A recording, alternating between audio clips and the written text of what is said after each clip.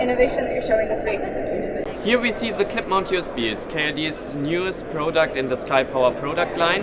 And the main driver is we recognized airlines want to reduce installation and maintenance times. Our idea is remove the screws and install them simply via clip and mount. Do you have any customers for this already, or is it a totally new prototype? It's a totally new product. Installations will happen end of this year, beginning of next year. Customers are already available, and we have a high interest of low-cost customers. Okay, and did you say this is a retrofit solution or line fit available as well? Main driver is retrofit. If there is a certain amount of customers available, we will even discuss a line fit installation, but the driver is low cost and retrofit.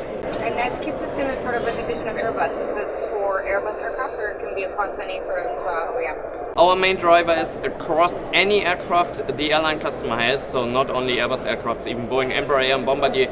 All are our customers. We really like to introduce our products cross-fleet and multi-fleet. Okay, and if an airline wanted to, for example, outfit an entire aircraft with this, would that be like an overnight stop? What would the time be, I guess, for a retrofit? Or would they do that as part of a larger check? The intention is to have an overnight stop. Currently we don't have any installation that has been fitted in exactly one night, but possibly in the next years we will see exactly this overnight stop installation. Here we see KID's newest innovation in terms of ancillary revenues. Our idea is no longer to simply sell the SkyPower product, this means in-seat power. No, we want to find a way to increase additional ancillary revenue options by simply offering the airline a technology that enables via easy options to switch on USB outlets or even to switch off the same. You can see a triple seat, a standard one, with our innovation, the armrest in-seat outlet and the option to have an additional switch on and switch off technology. It's up to the airline to decide how they want to implement the same. We have a standard smartphone available to switch on the same. Possibly during boarding there's an easy option to select, okay, this customer has selected the same and the cabin crew can switch on, but there are many other options. It's up to the airline how to implement the same.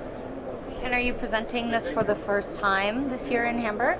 It's first time, and we are really looking forward to get some feedback from the airlines. It's something totally new. In the last 20 years, power was simply offered to the passenger without any additional payment. Now there is the main difference that there is an ancillary revenue option available. Do you have any idea what passengers might be willing to pay?